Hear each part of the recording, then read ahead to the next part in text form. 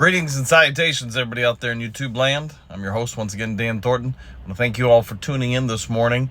As you probably know, it's not going to be a huge news day for the Detroit Lions. They did get back to practice, as we're all probably aware, yesterday, a day before their norm and a day before Seattle will hit the field.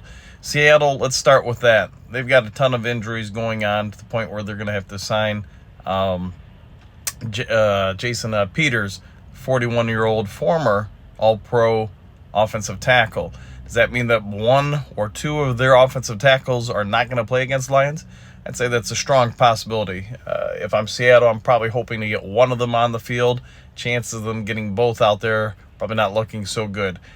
The Seahawks also have a number of injuries, as we're probably all aware, across the board, not just on defense, but they have a few on offense. So that's really going to impact their play against the Lions.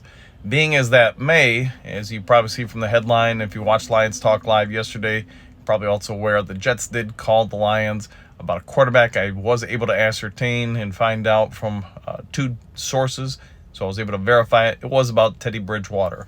And we speculated about that yesterday, but it was about Teddy B, Teddy Two Gloves, whatever you want to call him. It doesn't sound like this has got any real traction or going anywhere, but I get if I'm the Jets, I'm doing whatever I can to help salvage a season. You're 1-0, but obviously there's just not a lot of faith in Zach Wilson at this point. So, I mean, I think if they really want to get Bridgewater or somebody else like that across, the board from a different NFL team, they're going to have to give up probably more than they're willing to. So I don't see this as a real possibility. All right, moving on from that, because, again, I just don't think there's a lot of life to it. I know some of you asked about other trade updates. Really isn't anything new to report that I've heard, so nothing for me to give you guys. But Taylor Decker didn't do anything yesterday in practice, and if I'm Dan Campbell, probably letting him really just rest until Sunday. Let that thing get as healthy as possible. Maybe Friday's walkthrough, just kind of keep it light for him, to maybe just have him get on the field and move around a little bit, but probably not doing anything to risk a setback that would impact his ability to perform Sunday.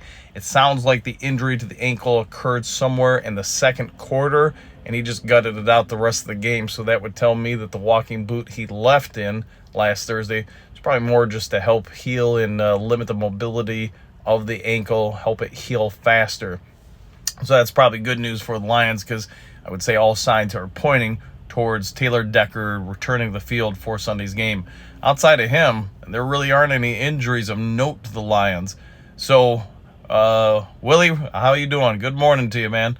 Outside of that, it looks like the Lions are in pretty good shape, where Seattle's in the opposite direction. They're a little beat up. So we talked about it yesterday. I think this is a real must-win game for the Lions. You got the national media on you. You got eyes on you right now. You need to follow up a really strong performance on the road against Kansas City to just do whatever you can to go 2-0 at home. And let's face it, there are going to be a lot of foreign fans in the stands. Nobody wearing a Seahawk jersey. No foreign fan bases invading Ford Field, because the place is sold out. So I think that's going to be a huge advantage for the Lions. Snap counts for Geno Smith should be fairly difficult, especially in riled up situations, third long or whatever have you, because Ford Field, when it's full, can be a lot like the Silverdome back in the day. I don't know if any of you guys were over there during packed crowds, but man, if you're the opposing team, it could just get deafening in there. And to the point where I remember actually one referee issuing a penalty on the home fans because it got so loud they couldn't make any adjustments at the line of scrimmage with the other team. So let's hope that Ford Field's something like that. But again, just want to reiterate some of the news and notes. The Jets did call about Teddy Two Gloves. That was turned down, and I don't really think there was any traction to it. Other trade news, nothing new to report. Taylor Decker, I'm going to guess this guy's playing on Sunday. There just doesn't seem to be any reason why he wouldn't. So unless there's really other news today that comes out of nature, probably won't have another show today unless it's tomorrow. So anyways, just waking up, getting going. Pierce, good morning to you too. But if there is breaking news, you guys know I'll jump on the horn and get it to you ASAP. Doing a little bit more research on one other story that I'll try to put an actual feature video out on in the next day or two, but won't give you any spoilers on that. You'll just have to wait to the channel. Won't be a live video either. It'll be one like last year where I do it up and try to do a little bit more of a documentary on it. So anyways, enjoy the rest of your days. If you guys need anything, go ahead and leave a comment in the section below and I'll try to get to it. And we'll see you next time on Lions Talk Live.